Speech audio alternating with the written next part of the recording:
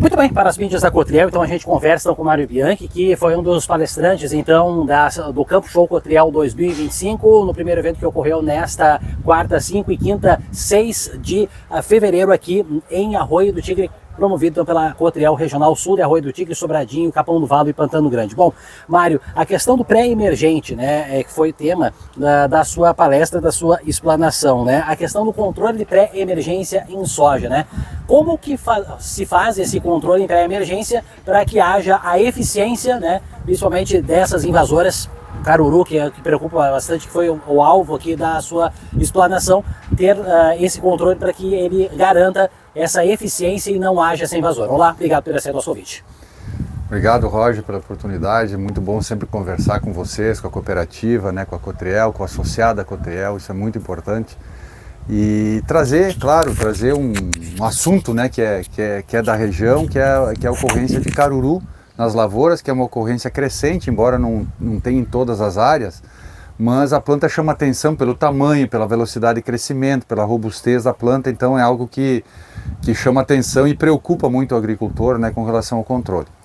Então, primeiro ponto que eu posso dizer para vocês, nós temos em algumas áreas, em alguma proporção de área, o caruru resistente ao herbicida glifosato. Então você vai aplicar o glifosato na pós-emergência da soja, não vai funcionar direito, vai matar algumas plantas e outras parece que aplicou água, né? Então esse é um ponto importante hoje do caruru. Por quê? Porque o caruru é sensível a glifosato naturalmente, é muito sensível a glifosato. Então esse cenário de resistência, ele mudou um pouquinho a estratégia de controle dessa planta dentro da soja.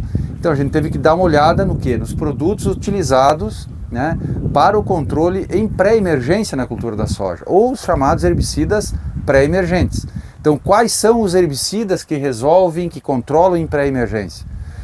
Nós temos 10 herbicidas registrados, 10 ingredientes ativos, né, registrados para a cultura de soja. Temos várias marcas comerciais, mas são 10 a base de produtos que nós temos para a soja. Desses 10, os 10 controlam caruru. Os 10 controlam caruru. Então nós temos ferramentas em pré-emergência. É claro que tem uma variação entre eles, mas se a gente imaginar controle de 80% até praticamente 100%, que é a faixa onde a gente considera que um produto controla a planta daninha, os 10 se encaixam nessa faixa. Claro que tem alguns que entregam um pouco mais, outros entregam um pouco menos, mas não é falha de não funcionar completamente. Então a gente tem boas alternativas e isso é um bom ponto. Então o primeiro passo para a gente controlar, diminuir a quantidade de caruru dentro da cultura da soja é pensar no uso de um herbicida pré-emergente. Tá? Esse é o primeiro ponto. Até porque nós vamos reduzir bastante a quantidade que vai germinar dentro da soja, né?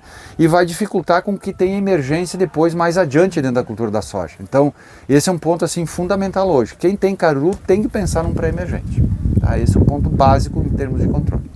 A questão da aplicação no pós-emergência, né? Como que se faz esse controle também de forma eficiente? Tá.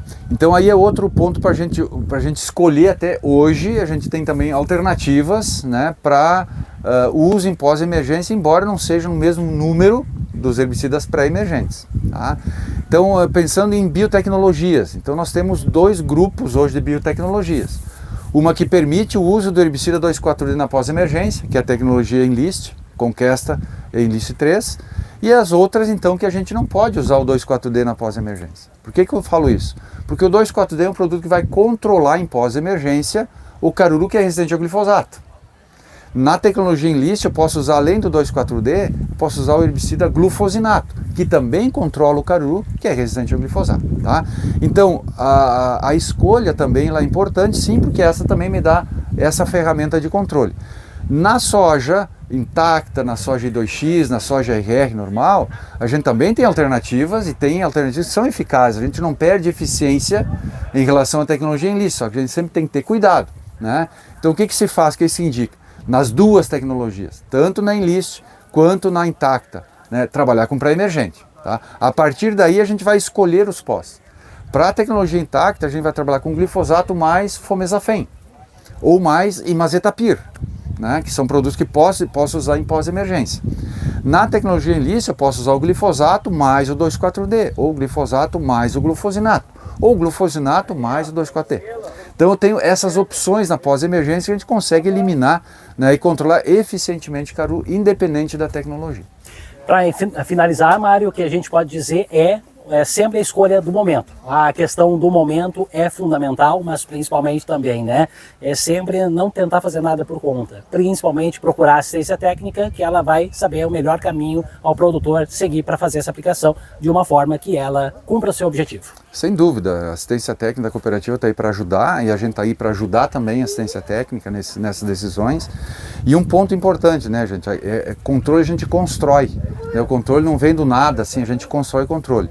E na pós-emergência, o mais importante de tudo é respeitar o estágio da planta daninha. Então, pensar em caruru, qualquer herbicida, em qualquer tecnologia que eu falei aqui, estágio de 2 a no máximo 4 folhas do caruru. 2 a 4 folhas do caruru na pós-emergência. Isso é muito importante para ter um resultado bom de controle dessa planta. Obrigado, Mário Bianchi da CCGL, falando sobre controle de pré e pós-emergente na soja.